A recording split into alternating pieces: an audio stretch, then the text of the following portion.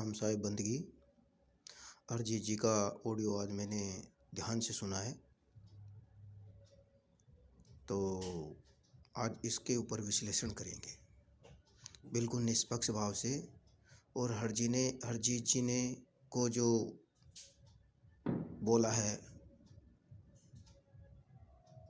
वो भी विवेक के माध्यम से समझेंगे और सप्रमाणिक समझने की कोशिश करेंगे। तो सबसे पहले अरिजीत जी ने बताया हमें, अपनी सोशल मीडिया के माध्यम से हमें यह बताया है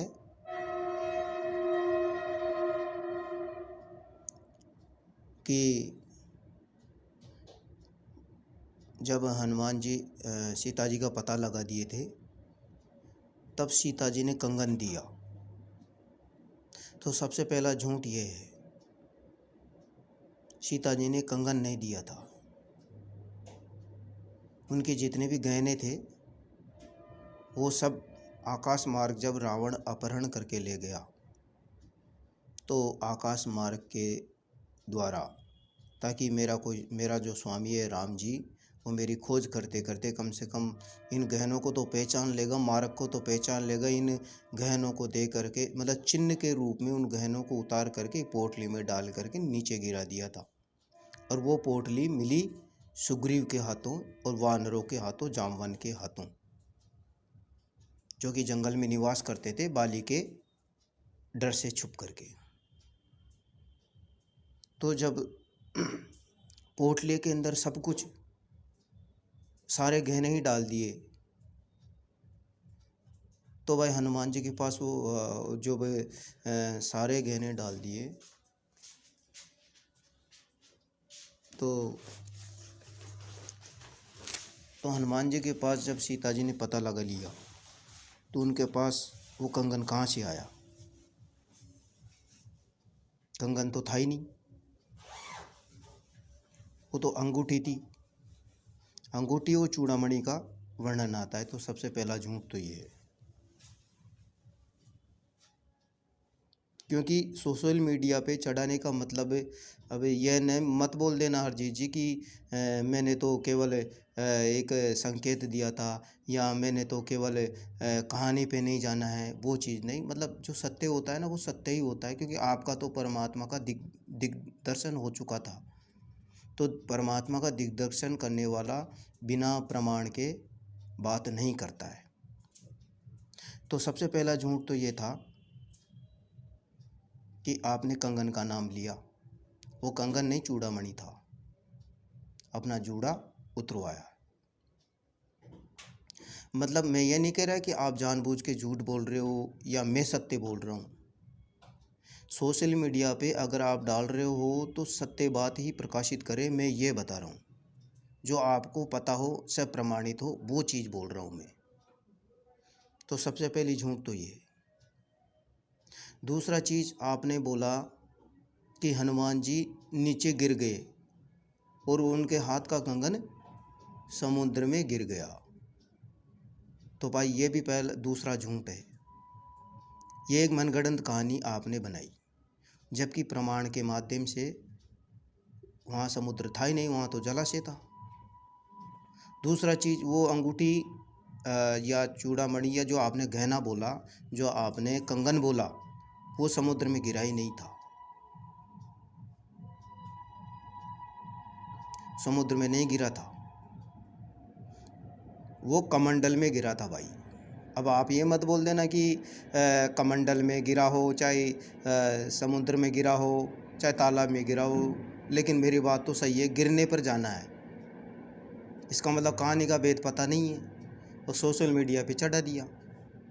तो दूसरा सबसे बड़ा जो असत्य आपका ये है कि वो जो हनुमान जी चूड़ामणि और अंगूठी लेके आए थे, जो भी लेके आए थे, गहना नहीं था। ध्यान से समझने वाली बात है, कंगन नहीं था, वो चूड़ामणि और अंगूठी का वर्णन आता है। और अंगूठी ही डाली गई थी कमंडल के अंदर, और वो भी ऋषि के कहने पर।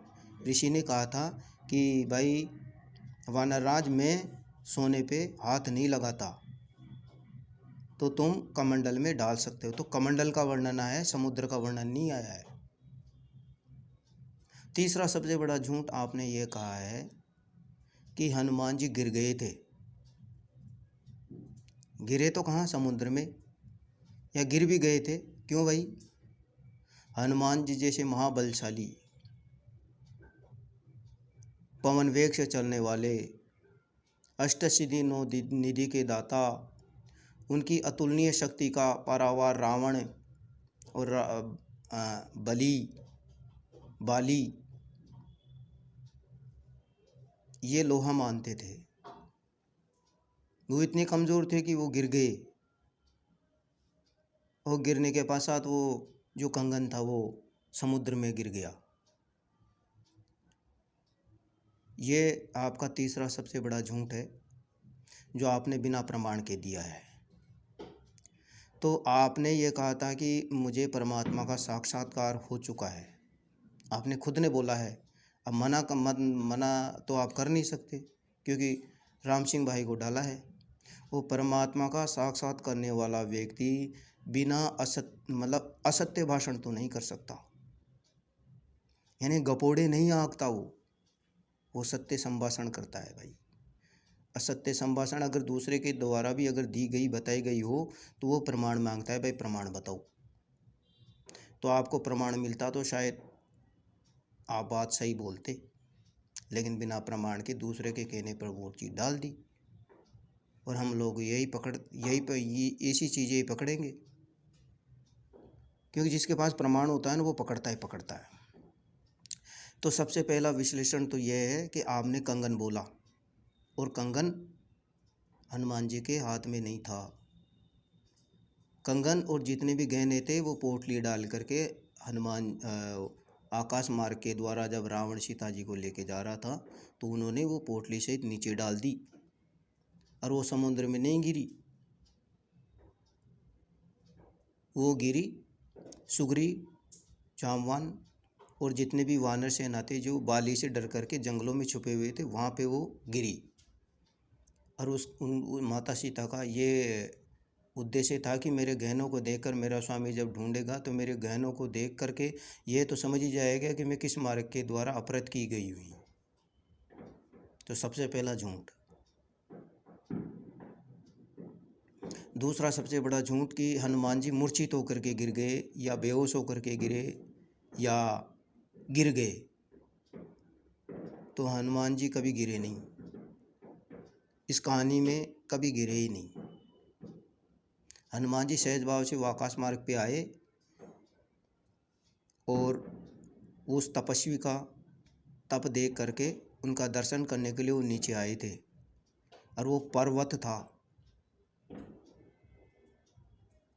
और उन्होंने नमस्कार भी किया, सब कुछ किया, लेकिन गिरे नहीं। आपने ये कहा है कि इतना गिर गए कि वो उनको हनुमान जी को मालूम ही नहीं पड़ा कि वो अंगूठी जलाशय में गिर गई। या आपने तो समुद्र का ही नाम लिया, जलाशय का तो लिया ही नहीं। तो भाई जलाशय का उस अंगूठी से कोई लेना देना नहीं था।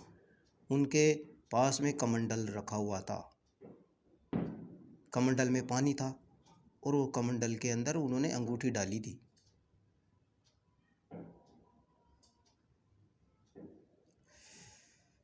तो आपसे निवेदन है कि आपने जो झूठ बोला है तो इसको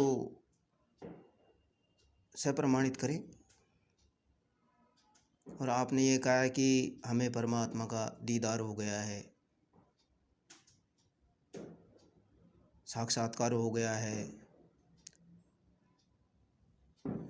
तो परमात्मा का जो साक्षात्कार हो जाता है ना, वो बिना प्रमाण के कोई बात नहीं करता है। तो आप अपनी इस कहानी को थोड़ा सुधारने की कोशिश करेंगे निष्पक्ष भाव से, क्योंकि निष्पक्षता तो आप दुहाई देते ही रहते हो। तो ज़रूर इस कहानी को ज़रूर सप्रमाणित आपको भेजा जाएगा। जय गुरुदेव, सतनाम, जय, सत श्री अकाल।